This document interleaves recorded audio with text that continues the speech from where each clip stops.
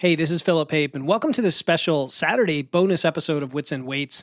I'm going to keep this one somewhat short, but what I wanted to do is talk about three major themes that keep coming up in the 2025 podcast listener survey that is still out. It is still open till the end of the month.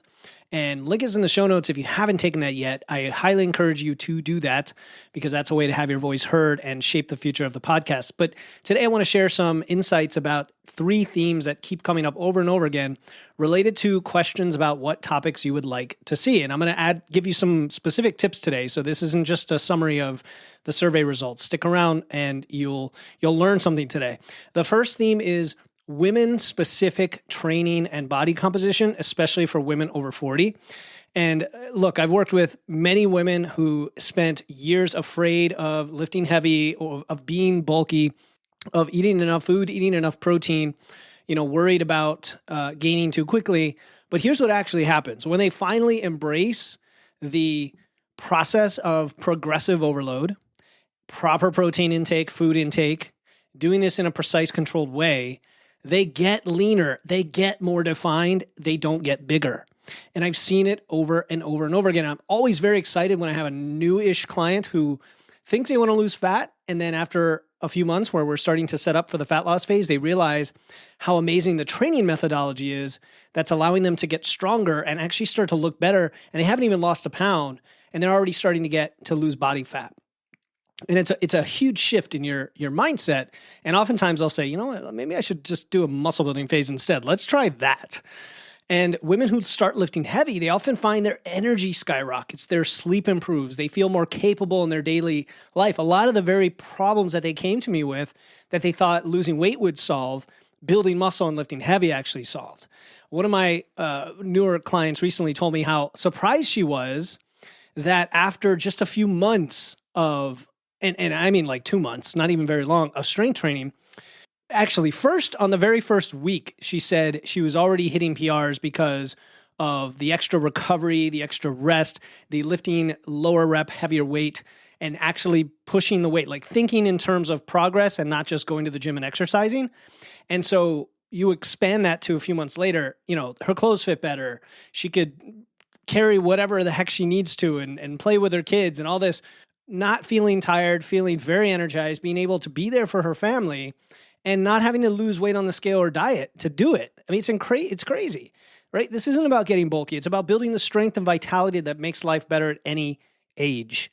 The increased muscle mass then helps you maintain a healthy metabolism, and that makes the food side easier as well, and it makes it easier to stay lean long-term. So that is one theme that I'm going to talk about more in the future. The second major theme is training through life changes, through transitions, through setbacks, through injuries. Think about this. Every time that life throws you a curveball, which is just about every week, whether it's a health issue, right? A lot of people getting sick this time of year, some major life event, new job, you got to move, you have children, whatever, you're forced to adapt. And I've seen clients make their best progress after these challenges because they had to create systems that work in real life, not just when everything's perfect, right? In fact, if I have a client, sometimes I'll have a client that doubts themselves and say, you know what, I just had COVID, I got sick, all this stuff. I'm not sure this is the right thing for me. And I said, this is exactly when you need the support to show how we get through this based on the system we built for you, because you're going to. The interruptions to your routine, those are the building blocks for how you make your approach more sustainable next time. You face a setback, you're forced to question your assumptions about what you really need in your life for progress. Maybe you can't train 5 days a week, right? So you're going to train 3. Maybe you can't train 3, so you're going to train 2, or you're going to make it work.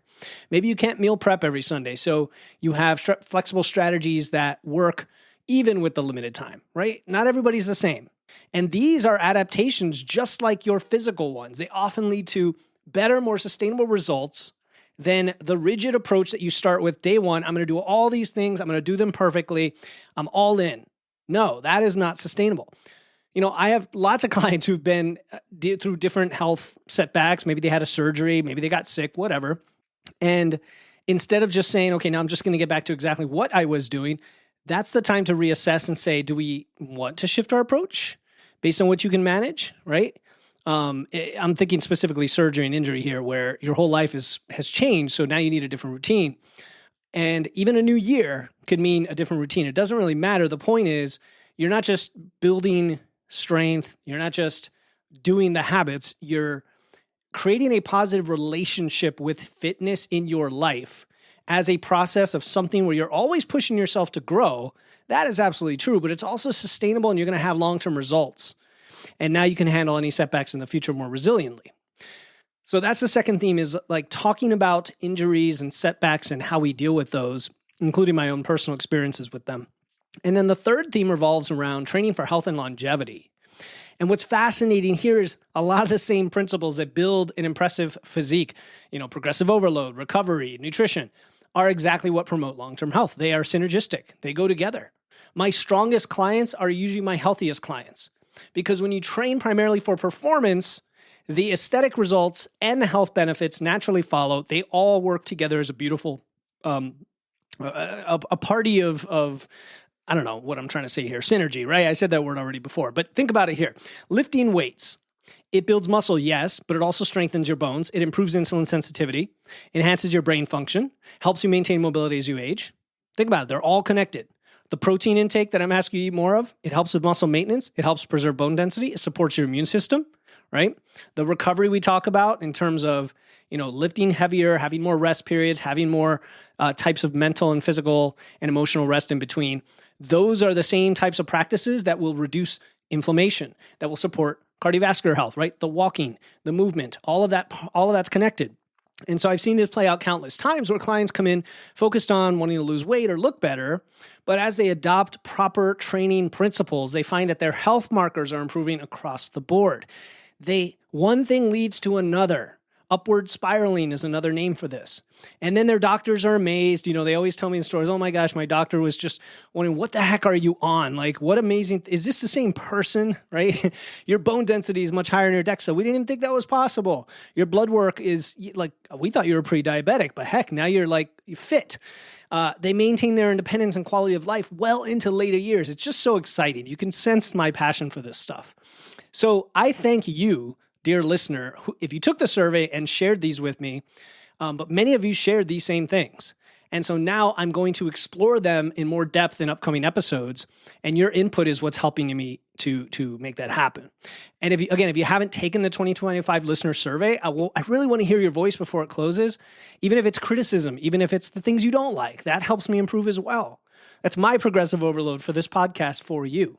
So click the link in the show notes, or go to witsandweights.com/survey. Very simple link, witsandweights.com/survey, or click the link in the notes. Now, if any of these themes I talked about today have sparked specific questions underneath, or you submitted a topic in this realm, I want to hear very specifically what your question is so I can create a podcast just around that question, right? Maybe you want to know exactly how to implement heavy progressive overload as a woman over 50, or how to modify your training after the specific type of health setback, or the specific ways to train for both performance and longevity. Whatever it is, I want to help you and answer that question. So for that, I want you to go to witsandweights.com/question. It's a new form I've recently set up where you can submit a question, and I will answer it on the podcast. And I'll give you a shout out if you want it. So witsandweights.com/survey if you want to take the survey, or if you already have, and you want to give me a question in one of these areas that I can turn into a specific episode, witsandweights.com/question. I'll include both links in the show notes. Until next time, keep using your wits, lifting those weights, and remember, sometimes the most powerful changes come from challenging what we think we know. And that's what I'm all about. I'll talk to you next time here on the Wits and Weights podcast.